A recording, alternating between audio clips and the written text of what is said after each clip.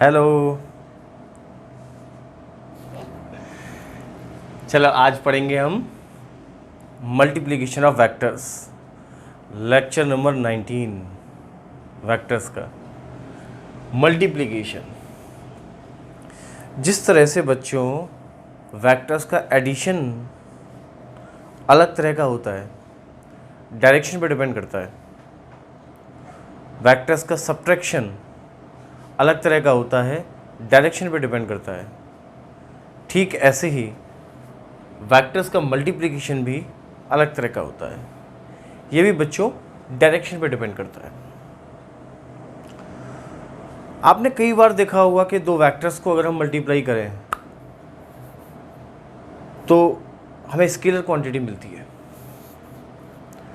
जैसे मैं आपको बात करूं कि वर्क जो हमें मिलता है वो फोर्स और डिस्प्लेसमेंट के मल्टीप्लिकेशन से मिलता है। फोर्स और डिस्प्लेसमेंट के मल्टीप्लिकेशन मिलता है। तो फोर्स वेक्टर क्वांटिटी है, डिस्प्लेसमेंट वेक्टर क्वांटिटी है, लेकिन हमें मिल रहा है वर्क, और वर्क एक स्केलर क्वांटिटी है। कई बार ऐसा होता है कि हम दो वेक्टर्स को मल्टीप्लाई कर रहे हैं, लेकिन हमें जो रिजल्ट मिल रहा है वो एक स्केलर क्वांटिटी है। जैसे मैं आपको बात करूं पावर, जब भी हम पावर कैलकुलेट करते हैं तो पावर हम कैलकुलेट करते हैं फोर्स इनटू वेलोसिटी से। तो फोर्स वेक्टर क्वांटिटी होगी, वेलोसिटी वेक्टर क्वांटिटी होगी, लेकिन पावर एक स्केलर क्वांटिटी है। तो कई बार हमें इस तरह की चीज़ें हमें देखने को मिलती हैं कि हम दो वेक्टर्स को मल्टीप्लाई कर रहे हैं, लेकिन हमें जो रिजल्ट मिल रहा है वो स्केलर मिल रहा है।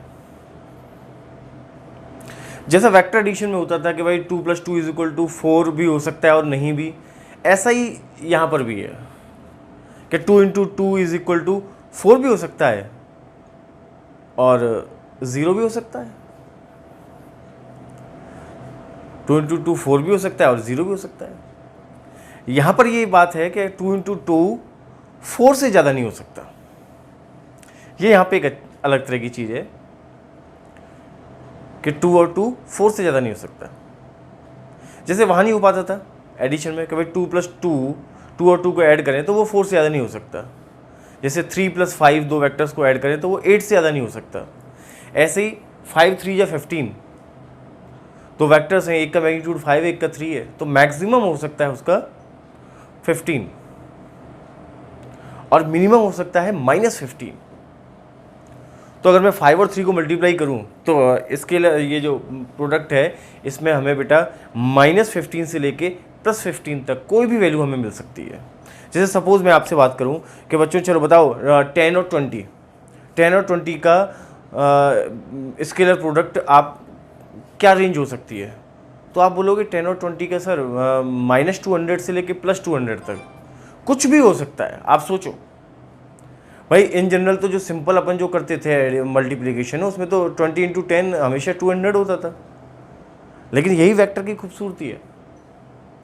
यही बेसिक बात है कि डायरेक्शन चेंज होने से देखो कितना बड़ा चेंज आ जाता है कि 10 और 20 को अगर मैं मल्टीप्लाई करूं तो उसकी वैल्यू -200 से लेके +200 तक, यानी कि कितनी वैल्यूज हो सकती हैं, अब कितनी भी वैल्यूज हो सकती हैं बेटा। ठीक है, तो उस बात पे भी डिटेल में बात करेंगे।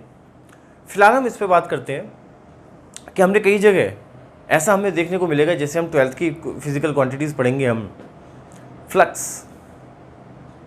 तो फ्लक्स में भी हमें देखने को मिलेगा कि फ्लक्स एक स्केलर क्वांटिटी है, लेकिन मल्टीप्लिकेशन हो रहा है दो वेक्टर क्वांटिटीज़ का। इलेक्ट्रिक करंट को भी हम आगे 12th में डिफाइन करेंगे कि वो भी दो वेक्टर क्वांटिटीज़ के मल्टीप्लिकेशन से इलेक्ट्रिक करंट हमें स्केलर क्वांटिटी मिलती है। तो बहरहाल बात ये है कि जब भी दो वेक्टर्स मल्टीप्लाई हों और उनके मल्टीप्लाई होने से जो रिजल्ट मिले वो एक स्केलर क्वांटिटी मिले, तो ऐसे वेक्टर के मल्टीप्लिकेशन को हम बोलते हैं बेटा scalar product. When two vectors are multiplied by each other and result obtained is a scalar quantity, then only then this type of multiplication of vectors is called scalar product और called scalar product. इसको ये भी बोला जाता है कि dot product, इसका दूसरा नाम है डॉट प्रोडक्ट भी इसको बोलते हैं। तो डॉट प्रोडक्ट इसको जस्ट इसलिए बोलते हैं कि दो वेक्टर्स के बीच में अगर अपने को स्केलर प्रोडक्ट को रिप्रेजेंट करना है तो दोनों वेक्टर्स के बीच में हम डॉट लगाकर रिप्रेजेंट करते हैं। जैसे मैंने देखो ए और बी का स्केलर प्रोडक्ट मुझे लिखना था तो मैंने ए डॉट बी लिखा, तो इसका मतलब हो गया मैं इसके डॉट प्रोडक्ट की, स्केलर प्रोडक्ट की बात कर रहा हूँ। इससे और कोई अलग इसमें कोई स्पेसिफिकेशन, इसका और कोई फिजिकल सिग्निफिकेंस नहीं है, बस यही सिग्निफिकेंस है कि भाई डॉट लगा के रिप्रेजेंट करते हैं, तो इसलिए एक नाम बन गया डॉट प्रोडक्ट। जिसे अपने घर में नाम चंगू मंगू रख दिए जाते हैं, ऐसे ही इसका नाम रख दिया चंगू मंगू की तरह, ये हो गया डॉट प्रोडक्ट। ये जो डॉट प्रोडक्ट होता है बेटा, कि हमने दो वेक्टर्स को मल्टीप्लाई किया, तो जाहिर सी बात है कि हमने मल्टीप्लाई किया दो वेक्टर्स को, हमें मिला क्या? स्केलर, हमें मिला स्केलर। तो ये जो डॉट प्रोडक्ट होता है बेटा, ये एक स्केलर क्वांटिटी होती है। ये डॉट प्रोडक्ट एक स्केलर क्वांटिटी होती है बच्चों। इसको मेजर करते हैं हम, जैसे मुझे दो वेक्टर ए और बी, इनके बीच का एंगल है थीटा। मुझे इन दोनों वेक्टर्स का अगर डॉट प्रोडक्ट या स्केलर प्रोडक्ट चाहिए तो उसको हम लिखते हैं एक वेक्टर का मैग्नीट्यूड इंटू दूसरे वेक्टर का मैग्नीट्यूड इंटू दोनों वेक्टर्स के बीच के एंगल का कॉस। पहले वेक्टर का मैग्नीट्यूड इंटू दूसरे वेक्टर का मैग्नीट्यूड इंटू दोनों वेक्टर्स के बीच के एंगल का कॉस। इस तरह से इसे कैलकुलेट किया जाता है। ये कोई आसमान से आया हुआ फॉर्मूला नहीं है, ना ये किसी मेथड से डिराइव किया हुआ फॉर्मूला है, ये बनाया गया फॉर्मूला है। ये ऐसा कोई ड्राइव करके नहीं आया कि sir A dot B is equal to A B cos theta, बताओ कैसे ड्राइव करके आया। तो ये किसी डेरिवेशन से ये फॉर्मूला नहीं आया। ये हुआ क्या कि प्रैक्टिकल एक्सपेरिमेंट्स देखे गए लगातार और तरह तरह की इक्वेशन सेट की गई। गैलीलियो साहब ने बहुत बड़ा योगदान दिया था वेक्टर्स में। तो तरह तरह की इक्वेशन सेट की गई, तो उसमें जो सबसे एग्जैक्टली जो इक्वेशन हमें मिली वो इस तरह से मिली। ठीक है, तो ये कोई बाहर से कोई देवीय फॉर्मूला नहीं है कि कोई दैवीय शक्ति आ गई हो या फिर मतलब कि कहीं से ड्राइव किया गया हो, ऐसा कुछ भी नहीं है। ये बनाया गया फॉर्मूला है, ये मैन मेड फॉर्मूला है, कंडीशंस को, प्रैक्टिकली कंडीशंस को देख देख कर। तो दो वेक्टर्स ए और बी का बीच में अगर एंगल थीटा है तो इनका मुझे डॉट प्रोडक्ट निकालना है, तो मुझे मिलेगा स्केलर क्वांटिटी। तो ये डॉट प्रोडक्ट क्या होता है? Scalar quantity. आप हमेशा याद रखिएगा, इसकी कोई डायरेक्शन नहीं होती। इटसेल्फ डॉट प्रोडक्ट एक स्केलर क्वांटिटी है, लेकिन इसको डील किया जाता है एज ए वेक्टर। जब इसकी कैलकुलेशन होगी तब ये वेक्टर। अब ये जो बन गया है स्केलर, अब तो बन गया, अब क्या डायरेक्शन पे डिपेंड करेगा, लेकिन जब कैलकुलेशन कर रहे थे उस समय ये डायरेक्शन पे डिपेंड कर रहा था। ठीक है, तो कभी ऐसा नहीं सोचना कि सर ये तो मतलब डायरेक्शन में डिपेंड नहीं करना चाहिए। भाई अब जब रिजल्ट आ गया, अब ये रिजल्ट डायरेक्शन में डिपेंड नहीं कर रहा, रिजल्ट तो आ गया ना। इस बात का थोड़ा सा ध्यान रखना कि जो हमें क्वांटिटी मिलेगी डॉट प्रोडक्ट वो एक स्केलर क्वांटिटी होगी, उसकी प्रोसेसिंग वेक्टर्स की तरह होगी सिर्फ। तो यहाँ पर ए, ये वेक्टर ए का मैग्नीट्यूड है, वेक्टर बी का मैग्नीट्यूड है, और थीटा इन दोनों वेक्टर्स के बीच के एंगल है, तो उसका हम क्या लेंगे यहाँ पर? Cos theta. हमेशा अच्छे से याद रख लेना। अगर आपको वेक्टर्स के मैग्नीट्यूड दिए हो, दोनों के बीच का एंगल दिया हो, तो हम हमेशा इसको ए बी कॉस थीटा ऐसे लिखते हैं। ऐसे भी लिखा जा सकता है इसको ऐसे भी लिखा जा सकता है, A B cos theta, simple वाला, कोई फर्क नहीं पड़ता। ठीक, डॉट प्रोडक्ट एक स्केलर क्वांटिटी है। इसकी जो वैल्यू है पॉजिटिव भी हो सकती है, नेगेटिव भी हो सकती है और जीरो भी हो सकती है। किस किस केस में? या तो ए और बी की वैल्यू 0 हो जाए इन दोनों में से किसी की, तब 0 हो सकती है, या कॉस थीटा की वैल्यू 0 हो जाए, या कॉस थीटा की वैल्यू 0 हो जाए। तो अगर कॉस थीटा की वैल्यू 0 हो जाएगी मतलब इन तीनों में से किसी की वैल्यू 0 हो गई, तो डॉट प्रोडक्ट 0 हो सकता है। अब मैं ये मान के चलूं कि भाई वेक्टर ए और वेक्टर बी का मैग्नीट्यूड 0 नहीं है, तब डॉट प्रोडक्ट कब 0 होगा? तब theta is equal to 90 degree पर, तब theta is equal to 90 degree पे, क्योंकि cos 90 की वैल्यू 0 हो जाएगी, इस सबको 0 कर देगी। मोटी मोटी बात यह है कि दो वेक्टर्स के बीच का डॉट प्रोडक्ट ये cos थीटा पे डिपेंड करता है। अब जो हमारा cos थीटा है ये 0 तो ये सब 0, ये पॉजिटिव तो ये पॉजिटिव होनी है, क्योंकि दो वेक्टर, किसी भी वेक्टर का मैग्नीट्यूड कभी भी नेगेटिव नहीं हो सकता। वेक्टर नेगेटिव हो सकता है लेकिन वेक्टर का मैग्नीट्यूड कभी भी नेगेटिव नहीं हो सकता। आप खुद ही सोचो, किसी वेक्टर का मैग्नीट्यूड का मतलब क्या होता है? उस वेक्टर की लेंथ। और क्या कभी किसी की लेंथ नेगेटिव हो सकती है? नहीं हो सकती। तो डॉट प्रोडक्ट नेगेटिव हो सकता है कब? जब cos थीटा की वैल्यू नेगेटिव हो जाए। और cos थीटा की वैल्यू नेगेटिव कब होती है? जब थीटा ऑब्ट्यूस एंगल हो, 90 डिग्री से ज़्यादा हो। तो 90 डिग्री से ज़्यादा होगा तो नेगेटिव होगा डॉट प्रोडक्ट, 90 डिग्री से कम होगा तो cos थीटा पॉजिटिव होगा, cos थीटा पॉजिटिव होगा तो डॉट प्रोडक्ट भी क्या होगा? पॉजिटिव होगा। और जब दो वेक्टर्स परपेंडिकुलर होंगे तो थीटा की वैल्यू कितनी होगी? 90 डिग्री, तो डॉट प्रोडक्ट 0 हो जाएगा। तो कहने का मतलब ये है कि डॉट प्रोडक्ट एक स्केलर क्वांटिटी है जिसकी वैल्यू पॉजिटिव भी हो सकती है, नेगेटिव भी हो सकती है। पॉजिटिव होगी जब थीटा 90 से कम होगा, नेगेटिव होगी जब थीटा 90 से ज़्यादा होगा, और 0 भी हो सकती है। यानी कि मैं कह सकता हूं कि अगर work done is equal to force into displacement है, और फोर्स वेक्टर, डिस्प्लेसमेंट वेक्टर और वर्क स्केलर है, तो अगर ये डॉट प्रोडक्ट का एग्जांपल है तो वर्क की वैल्यू पॉजिटिव भी हो सकती है, नेगेटिव भी हो सकती है, और 0 भी हो सकती है, डिफरेंट डिफरेंट केसेस में। जो डॉट प्रोडक्ट होता है बेटा, वो कम्यूटेटिव लॉ को फॉलो करता है। जैसे मैं ये बात कहूं ए डॉट बी, तो उसको मैं ए बी कॉस थीटा लिखूं या बी ए कॉस थीटा लिखूं, बात तो एक ही है। ए डॉट बी लिखूं या बी डॉट ए लिखूं, आएगा यही। ए डॉट ए बी लिखूंगा तो A B cos theta, B dot A लिखूंगा तो बी ए कॉस थीटा। अब ये रिजल्ट आ गया तो स्केलर है, स्केलर को आप कैसे ही मल्टीप्लाई कर दो, 2 इंटू 4 करो या 4 इंटू 2 करो, स्केलर में आपने देखा होगा कोई अंतर पड़ता ही नहीं है। तो डॉट प्रोडक्ट हमारा क्या है? कम्यूटेटिव। तो एक साथ ही और मिल गया डॉट प्रोडक्ट वो कम्यूटेटिव होने के लिए। एक तो हमारा एडिशन कम्यूटेटिव होता था, अब ये भाई साहब डॉट प्रोडक्ट भी कम्यूटेटिव होने लगे, सब्ट्रैक्शन कम्यूटेटिव नहीं था। हाँ, अलग अलग प्रॉपर्टीज होती हैं अलग अलग प्रोसेसेस की। ये जो डॉट प्रोडक्ट है ये डिस्ट्रीब्यूटिव होता है आराम से। ये जैसे ये डिस्ट्रीब्यूट हो गया, इसके साथ ये डिस्ट्रीब्यूट हो गया बी और सी।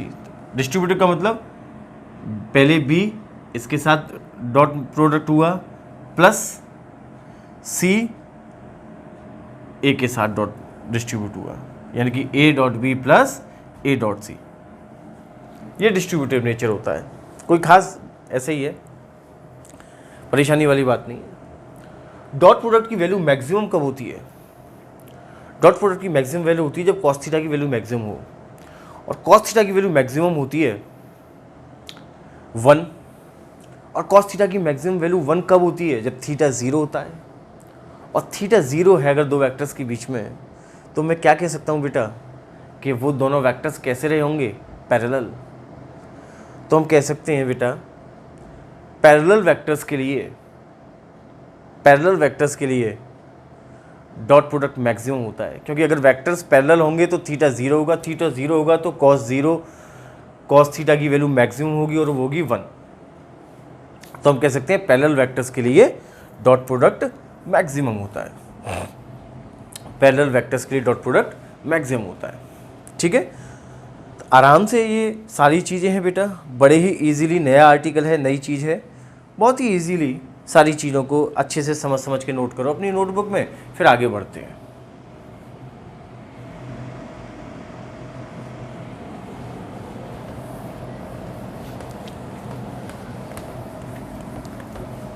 फोर पॉइंट्स हो गए अपने, देखते हैं आज शुरुआत करते हैं।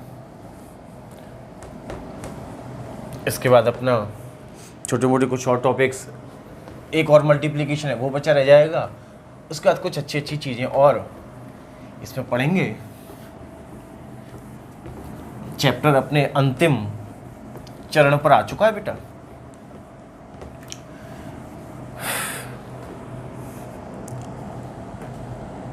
फिफ्थ पॉइंट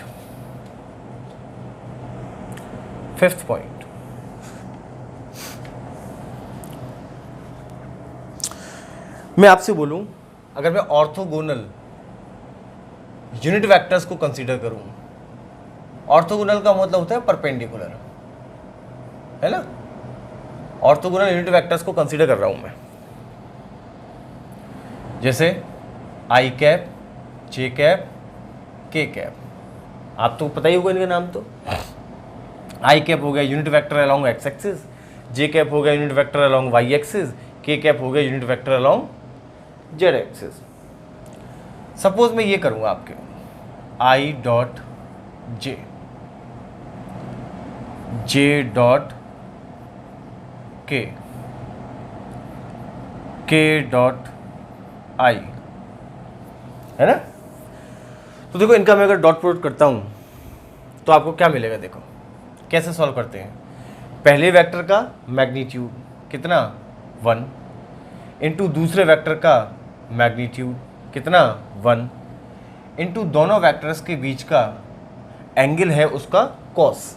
तो आई कैप एक्स एक्सिस में है, जे कैप वाई एक्सिस में है, इन दोनों के बीच में 90 डिग्री का एंगल है, तो मैं इसको लिखूंगा कॉस 90।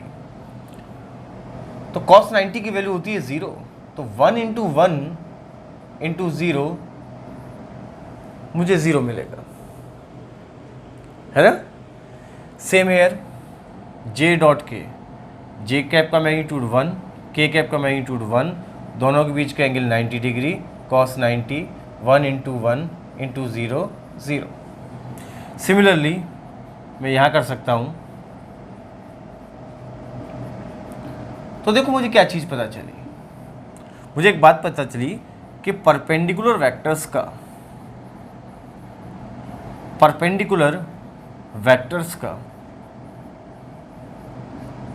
डॉट प्रोडक्ट, इसको बिल्कुल ऐसे ही याद रखना बेटा।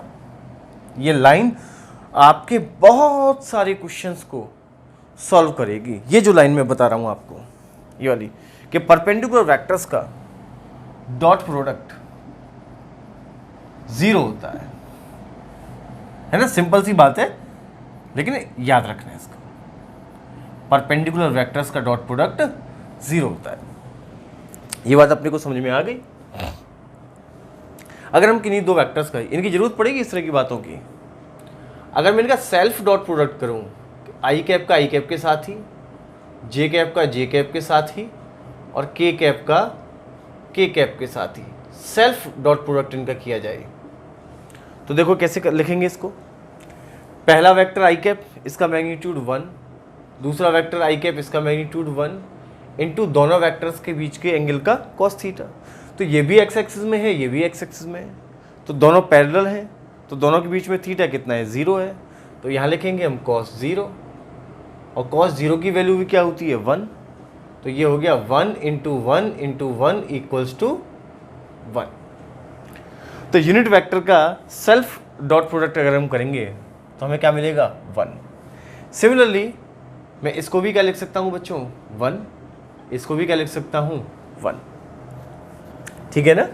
अच्छे से बड़ी इजीली चीज़ है, और बहुत इजीली इस बात को अपने दिमाग में बिठाओ और नोट करो इस पॉइंट को, फिफ्थ पॉइंट को नोट करो।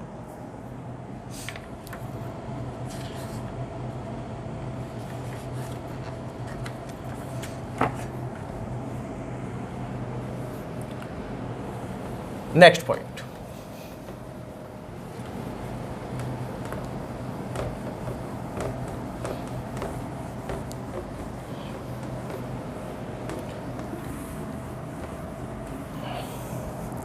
Sixth point. सोचो वेक्टर है, तो वेक्टर को एक तो हम वेक्टर के वैसे फॉर्म में लिखते हैं कि ए वेक्टर बी वेक्टर, और हम वेक्टर को ऐसे भी तो रिप्रेजेंट करते हैं कंपोनेंट्स की फॉर्म में, ऐसे भी तो लिखते हैं ना, या तो ड्रॉ कर देते हैं हम, या ऐसे लिखते हैं कंपोनेंट्स की फॉर्म में, मान लो ये एक वेक्टर दिया हुआ है ए, ये दूसरा वेक्टर दिया हुआ है बी, और कंपोनेंट्स की फॉर्म में आपको दिए हैं, आपको ये कंपोनेंट्स की फॉर्म में दिए हैं। अब आपसे कहा कि भाई इनका डॉट प्रोडक्ट करके दिखाओ आप, तो आपको इसकी फॉर्मेट में भी इनका डॉट प्रोडक्ट करना आना चाहिए, इस फॉर्म में भी इसका डॉट प्रोडक्ट करना आना चाहिए। तो बड़ी आसानी से कर सकते हैं हम जानते हैं कि डॉट प्रोडक्ट डिस्ट्रीब्यूटिव होता है नेचर में, आसानी से डिस्ट्रीब्यूट हो जाता है। तो लिख लो इसको, देखो यहाँ वेक्टर ए है तो ए x I cap plus A Y J cap plus A Z के कैप डॉट बी एक्स आई कैप बी वाई जे कैप प्लस बी जेड के कैप। इसको और अच्छे से लिख लो, अगर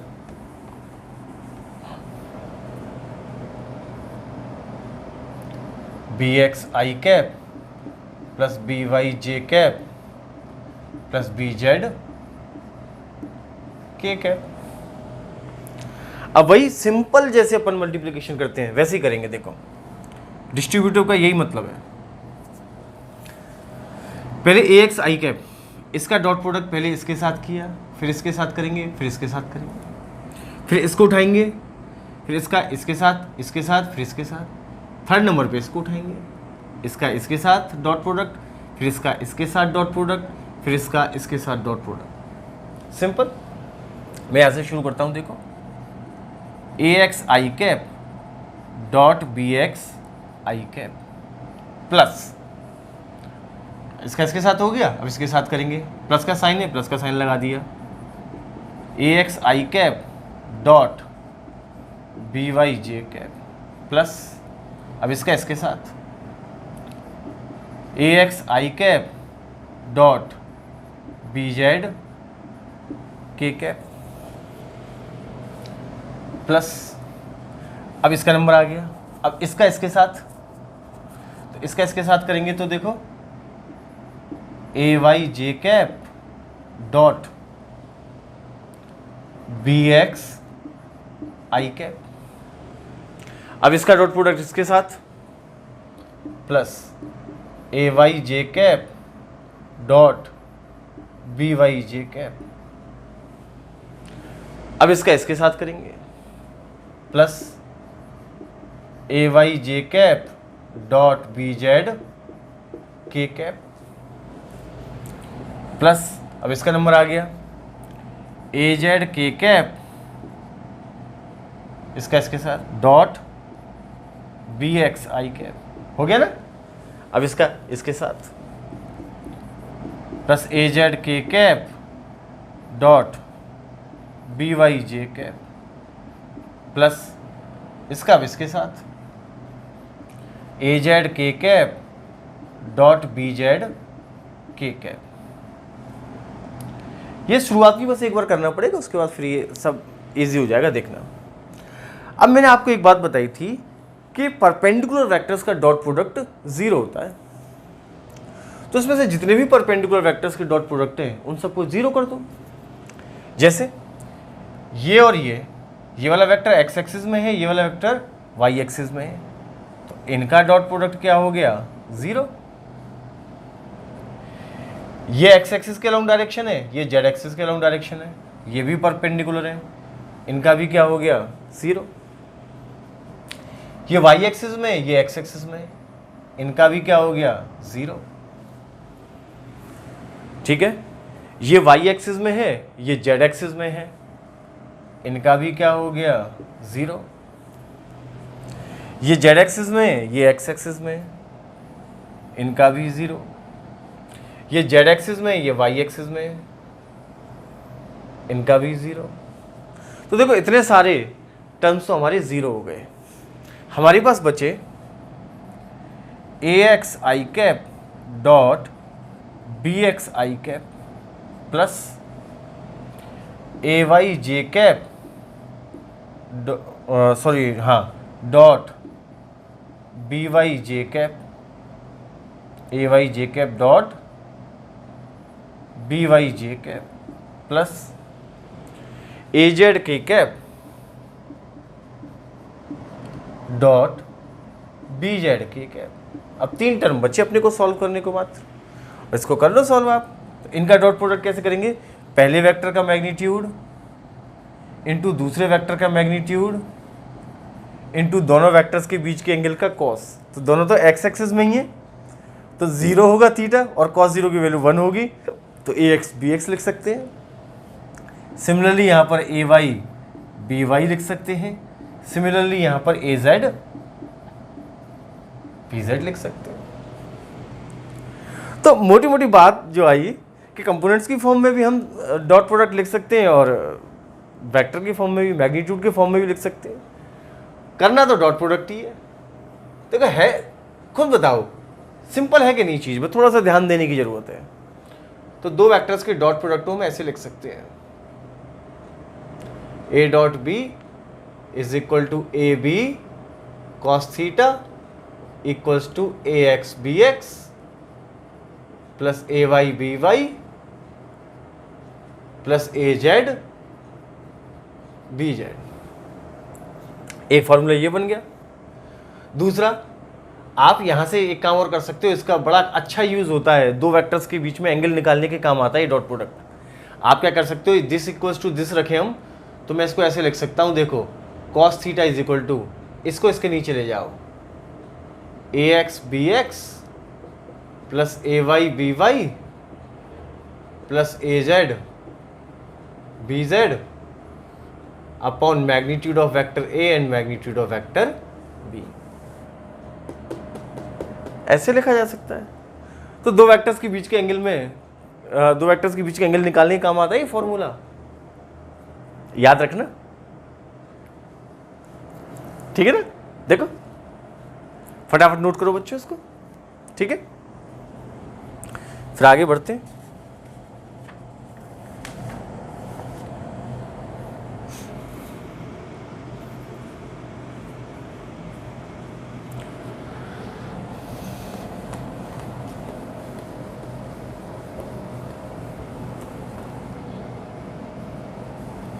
एक बार अपने हाथ से ना इसको थोड़ा सा डिराइव जरूर कर लेना अच्छे से, ना चीज़ें आगे के लिए हमेशा परमानेंट हो जाती हैं।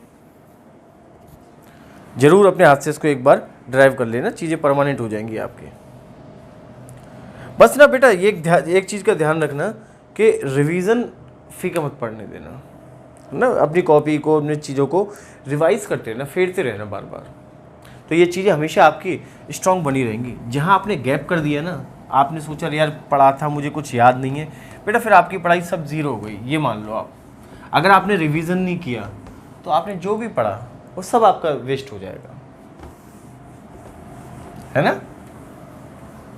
तो आराम आराम से भी शुरुआत है, नया टॉपिक है, तो बड़े आराम आराम से इसको पढ़ते चलो।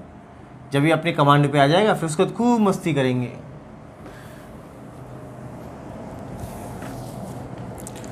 देखो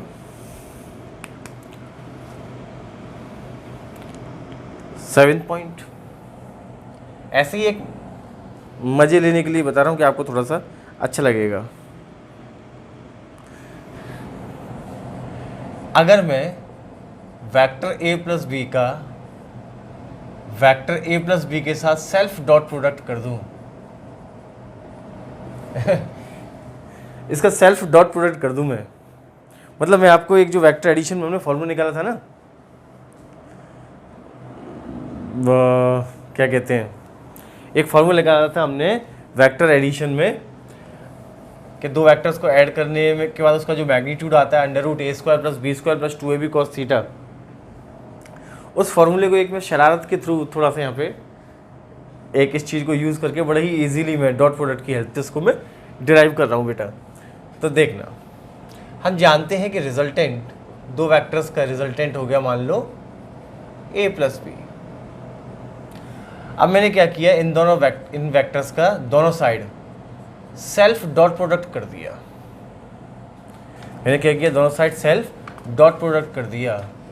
तो ये हो गया a प्लस बी, इधर भी डॉट प्रोडक्ट कर दिया सेल्फ, इधर भी डॉट प्रोडक्ट कर दिया सेल्फ। यानी कि अगर ये r is equal to A plus B है तो r का r के साथ और a प्लस बी का a प्लस बी के साथ ही सेल्फ डॉट प्रोडक्ट कर दिया। अब आप इसको सॉल्व करो तो देखो आप इसको क्या लिखोगे, r इंटू आर, तो r into cos theta equals to, देखो इसका इसके साथ a dot A plus a dot B plus अब b का इसके साथ फिर इसके साथ b dot A plus b dot B, ऐसे ही तो लिखोगे। तो ये r इंटू आर, ये कॉस थीटा, यानी कि r का अपने साथ ही एंगल कितना होगा बेटा, जीरो होगा ना, r और r के बीच में एंगल जीरो होगा तो इसको जीरो लिख सकता हूँ। तो r इंटू कॉस जीरो, तो कॉस जीरो की वैल्यू 1, तो इसको मैं लिख सकता हूँ r स्क्वायर। ऐसे ही a डॉट ए को मैं लिख सकता हूँ a स्क्वायर, इसका मैग्नीट्यूड इंटू दोनों वेक्टर्स के बीच के एंगल का कॉस, दोनों एक ही डायरेक्शन में, तो थीटा जीरो होगा तो कॉस जीरो की वैल्यू 1 हो जाएगी, तो इसको a स्क्वायर लिख सकता हूँ। a डॉट बी को A B cos theta, b dot A को भी हम क्या लिख सकते हैं, ए बी कॉस थीटा, क्योंकि कम्यूटेटिव लॉ को फॉलो करता है, प्लस बी स्क्वायर, और R square is equal to आ गया A square plus B square plus A B cos theta plus A B cos theta plus 2ab cos theta. देखो आ गया हमारा under root A square plus B square plus 2ab cos theta, है ना मजेदार चीज, ऐसे कर सकते हैं। ठीक है बच्चों, चल नोट करो। तो ये हमारा बेसिक हमारा डॉट प्रोडक्ट के बारे में हमारी बेसिक सारी बातें कंप्लीट हो गई। अब बढ़ते हैं बच्चों डॉट प्रोडक्ट के एग्जाम्पल्स की तरफ, डॉट प्रोडक्ट के एग्जाम्पल्स की तरफ बढ़ते हैं। नोट कर लो इसको।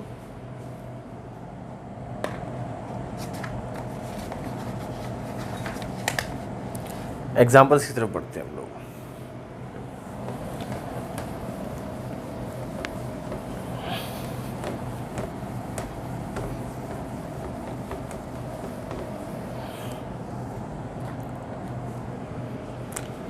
एग्जाम्पल्स ऑफ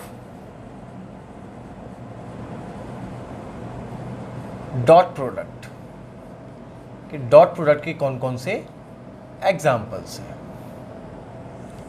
तो जो सबसे इंपॉर्टेंट और पहला एग्जाम्पल है उसको मैं बहुत डिटेल में डिस्कस करूंगा आपके साथ, बहुत ज़्यादा डिटेल में डिस्कस करूंगा उसको अच्छे से, है ना। तो ध्यान से सुनते चलना, आपके लाइफ में बहुत काम आएंगी ये सारी चीज़ें।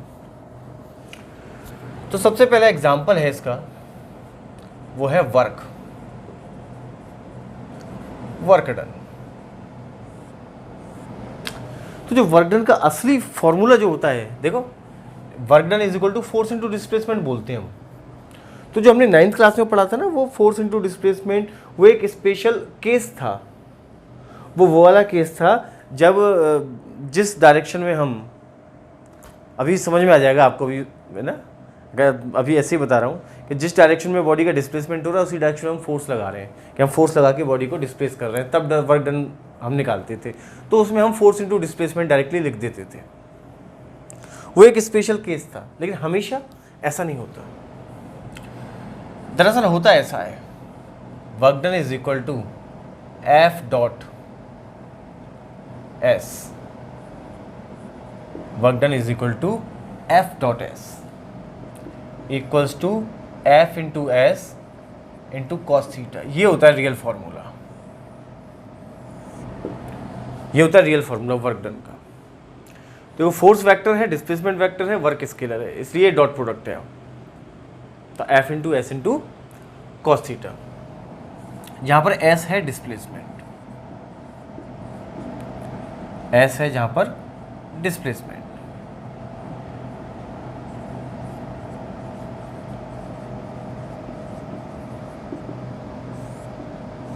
ठीक है, एस डिस्प्लेसमेंट है, एफ फोर्स है, ऐसे होता है। तो जो आपका 9th वाला केस था ना, उसमें क्या होता था, देखो मैं बताऊं, ये कोई ब्लॉक है, इस पर एफ फोर्स लगा रहे हैं, और ये ब्लॉक यहाँ से खिसक के यहाँ आ गया, इसमें डिस्प्लेसमेंट हुआ s। तो इस केस में क्या होता था, देखो डिस्प्लेसमेंट भी इसी डायरेक्शन में हुआ, फोर्स भी इसी डायरेक्शन में लगा, तो दोनों एक ही डायरेक्शन में, तो थीटा 0 हो गया। तो इसमें वर्क डन को लिखा गया था एफ एस कॉस 0, तो ये हो जाता था F into force into displacement. इसलिए डायरेक्टली लिख देते थे छोटी क्लास में, लेकिन अब बड़ी क्लास में ज़रूरी नहीं है कि हम इधर फोर्स लगाएं और डिस्प्लेसमेंट भी इधर ही हो रहा हो। ये वाली केस नहीं हो, कोई भी केस अब आ सकता है कि हो सकता है बॉडी उल्टी आ रही हो, हम फोर्स इस तरफ लगा रहे हैं, ऐसा भी तो हो सकता है ना कि बॉडी जा रही हो ऐसे और हम फोर्स लगा दें ऐसे, तो बॉडी घूम जाएगी ऐसे, तो डिस्प्लेसमेंट होगा ऐसे, फोर्स लगेगा ऐसे, तो हम उस केस में work done is equal to force into displacement directly लिख ही नहीं पाएंगे। ठीक है ना बात। चलो, तो पहला ये एग्जाम्पल हो गया आपका फोर्स इंटू डिस्प्लेसमेंट। यहाँ पे जो काम की चीज़ है, जो आपको जो परेशान आपको करेगी, वो आपको परेशान करेगा डिस्प्लेसमेंट, क्योंकि इसको डिटेल में तो पढ़ेंगे काइनेमेटिक्स में, लेकिन यहाँ पे गाहे बगाहे कहीं ना कहीं क्वेश्चंस में आके ये थोड़ा सा आपको परेशान कर सकता है, थोड़ा बहुत, ज़्यादा नहीं। अगर 9th क्लास अच्छे से पढ़ रखी है तो परेशान नहीं करेगा, और लेकिन 9th क्लास में अगर थोड़ा सा बेस वीक है तो थोड़ा सा परेशान वेक्टर में करेगा, बाकी काइनेमेटिक्स में हम इसको ख़त्म कर देंगे। फिलहाल थोड़ा सा मैं समझा देता हूँ आपको कि डिस्प्लेसमेंट वेक्टर कैसे अपने को इसके साथ डील करेंगे। जैसे कोई एक पॉइंट है ए, अभी सिर्फ कैलकुलेट करना बता रहा हूँ, डिस्प्लेसमेंट के बारे में बहुत ज़्यादा बातें मैं अभी नहीं करूँगा, काइनेमेटिक्स में ही करूँगा। एक पार्टिकल है बी, यहाँ पर मान लो इसके कोऑर्डिनेट्स हैं x1, y1, z1, ठीक है। ये कोई कार्टेशियन कोऑर्डिनेट सिस्टम है, ये y एक्सिस है, ये x एक्सिस है, ये कोई पॉइंट है a, x1, y1, z1, तो ये है, ये ओरिजिन है, ये है इसकी इनिशियल पोजीशन, ये है इसकी इनिशियल पोजीशन। अब ये पार्टिकल किसी भी तरह से, ये इसकी पोजीशन x1, y1, z1, ये ए पॉइंट है, ठीक है। तो इसको हम लिख देते हैं, इसको, ये आई पॉइंट है, मान लो इसका नाम है आई, तो ये इनिशियल पोजीशन वेक्टर, ये इसके कोऑर्डिनेट है x1, y1, z1। अब ये किसी भी रास्ते से कैसे भी बी पॉइंट तक चला जाता है, जिसके कोऑर्डिनेट्स हैं x2, y2, z2, तो ये हो गया फाइनल पोजीशन वेक्टर, और इस पॉइंट का नाम है f, तो ये हो गया फाइनल पोजीशन वेक्टर। तो जो डिस्प्लेसमेंट होगा initial point two final point, ये होगा इसका डिस्प्लेसमेंट, ये होगा डिस्प्लेसमेंट। तो अब गौर से देखो, ये एक ट्रायंगल बन गया वेक्टर्स का, तो इसमें देखो क्या मैं ऐसे लिख सकता हूं, R initial plus displacement equals to R final, R initial plus displacement equals to R final. देखो पहला वेक्टर, फिर दूसरा वेक्टर, पहले की टेल से दूसरे वेक्टर से हेड तक जो वेक्टर बनाया है वो इन दोनों का रिजल्टेंट है, वही मैंने यहाँ लिखा हुआ है। तो डिस्प्लेसमेंट निकालने के लिए मैंने क्या किया, डिस्प्लेसमेंट इधर रखा, इसको इधर भेज दिया, R final minus R initial. ये जो कोऑर्डिनेट्स होते हैं ना, बेसिकली ये वही कंपोनेंट्स ही होते हैं, कोई और चीज़ नहीं होती है। तो मैं डिस्प्लेसमेंट को ऐसे लिख सकता हूँ। तो अगर मुझे आर फाइनल लिखना पड़े कंपोनेंट्स की फॉर्म में, वेक्टर्स की फॉर्म में, ये कोऑर्डिनेट्स दे रखे हैं, इन्हीं को मैं वेक्टर्स की फॉर्म में कन्वर्ट कर सकता हूँ। तो आर इनिशियल को मैं देखो कैसे लिखूंगा, आर इनिशियल को मैं कैसे लिखूंगा, देखो इस तरह से लिखूंगा आर इनिशियल को, R initial equals to x1 I cap plus y1 J cap plus z1 K cap.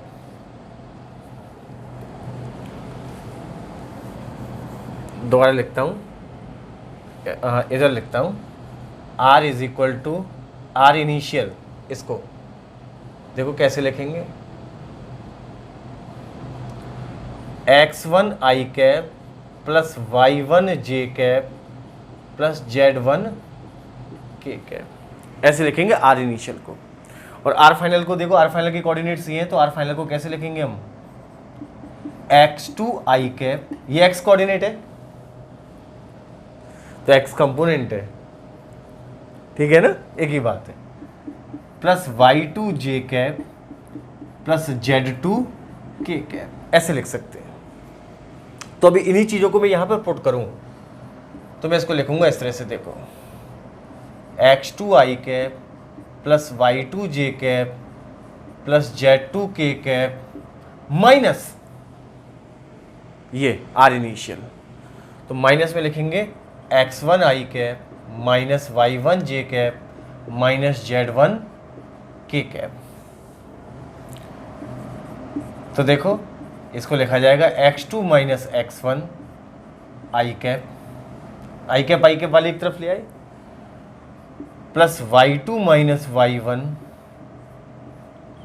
j cap plus z2 minus z1 k cap.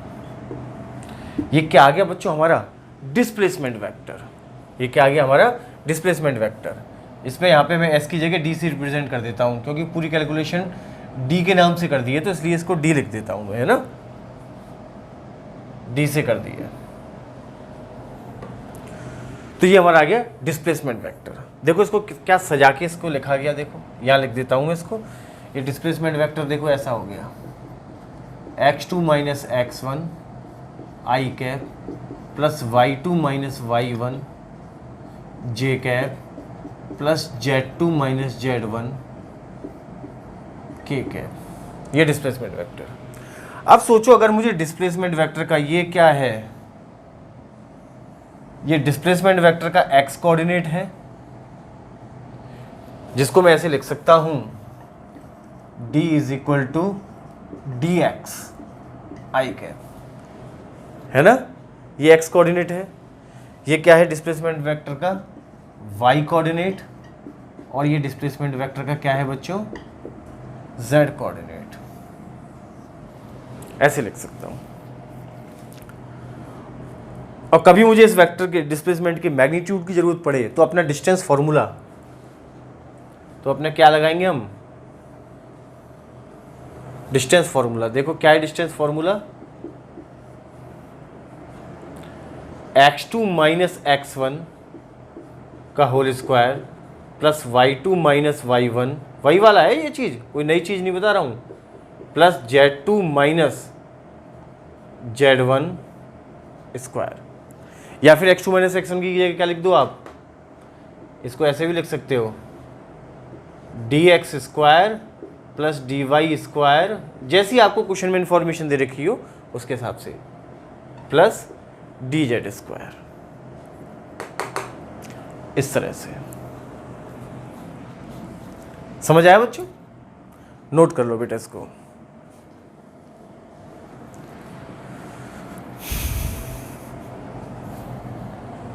Screen pause करके बढ़िया से इसको नोट करना।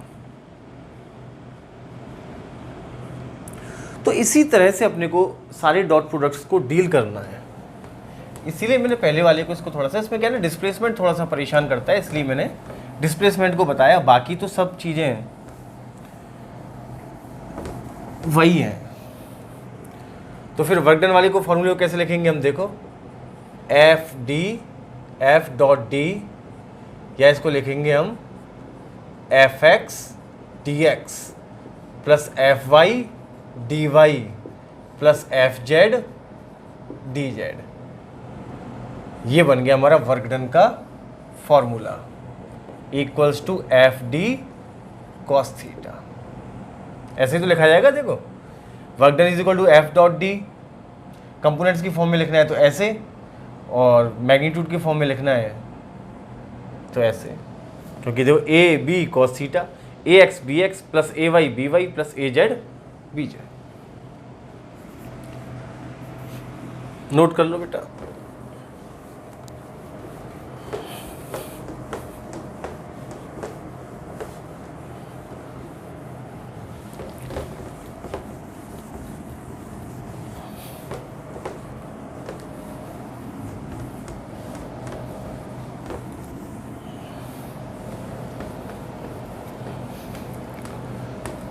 दूसरा एग्जांपल देखो,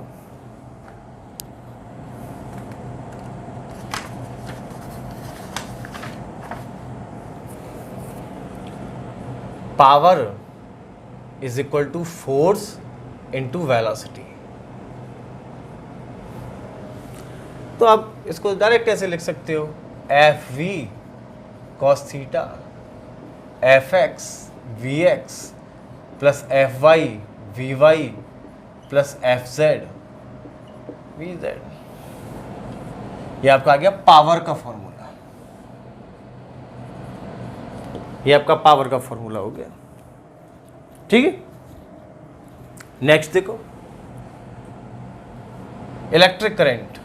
आगे चल के आप पढ़ोगे electric current is the dot product of, ये एक एक्सप्लेनेशन भी है कि Y electric current is a scalar quantity. Mathematically इसको डिफाइन करना हो तो हम इसको डिफाइन करेंगे, it is the dot product of current density and area vector. It is dot product of current density and area vector. Area एक vector quantity होती है, ध्यान रखना इस बात को, current density and area vector. तो इलेक्ट्रिक करंट इन दोनों के डॉट प्रोडक्ट के बराबर होता है। ये भी डॉट प्रोडक्ट का एग्जांपल है। ऐसे ही करके इसका भी फॉर्मूला लिख सकते हो आप। और एग्जांपल है, आपको इलेक्ट्रिक फ्लक्स, आपको electric field dot area vector, ये भी आपको मिलेगा 12th क्लास में बढ़िया से, बिल्कुल ऐसा ही शकल सूरत का। ये भी डॉट प्रोडक्ट है, उसी तरह से डील करते हैं। एक हम पढ़ते हैं, ये इलेक्ट्रिक फील्ड हो गया, ये एरिया वेक्टर हो गया। एक होता है मैग्नेटिक फ्लक्स, उसको ऐसे लिखते हैं बी डॉट ए, जिसमें बी होता है मैग्नेटिक फील्ड और ए होता है एरिया वेक्टर। इसको भी ऐसे ही लिख देते हैं बी ए कॉस थीटा। बिल्कुल सेम ऐसे ही लिख सकते हो आप चाहो तो, E X A X plus E Y A Y plus E Z A Z. इसको भी B X A X plus B Y A Y plus B Z ऐसे लिख सकते हो। इसको भी लिख सकते हो ऐसे ही। खैर, तो बच्चों ये हमारा जो खत्म हुआ स्केलर प्रोडक्ट या फिर डॉट प्रोडक्ट। अब इसकी क्या क्या यूजेस हैं, किस किस तरह के इस पे क्वेश्चंस आते हैं, इसके लिए अपन प्रिपेयर होते हैं अब। और अगले लेक्चर में हम इस पर किस किस तरह के क्वेश्चंस बनते हैं, बढ़िया क्वेश्चन बनते हैं, काफ़ी काम आता है हमारे ये पूरी फिजिक्स में, और कैसे करके उसको डील करेंगे ये हम अगले लेक्चर में बच्चों सीखेंगे इसको, है ना। तब तक के लिए बढ़िया से रिवीजन करना शुरू कर दो बेटा। आपके टॉपिक्स कवर हो गए, लास्ट टॉपिक आपका चल रहा है, तो जहाँ आपका रिवीजन ब्रेक हुआ बेटा, आपकी पढ़ाई पूरी ख़त्म हो जाएगी। ये बात मेरी बहुत ध्यान रखना बेटा। अगर आपने रिवीजन बंद कर दिया बेटा, रेगुलर रिवीजन बंद कर दिया, तो आपकी प्रॉब्लम बढ़ जाएगी, क्योंकि छोटा मोटा सिलेबस नहीं है 11th 12th है, ये 9th 10th नहीं है, इसमें काफ़ी सिलेबस है। ठीक है, बी पॉजिटिव, आप कर लोगे। ठीक है बच्चों, चलो तब तक के लिए बच्चों मुझे इजाज़त दो, मैं चलता हूँ बेटा, है ना। नमस्कार बच्चों, ओके बच्चों।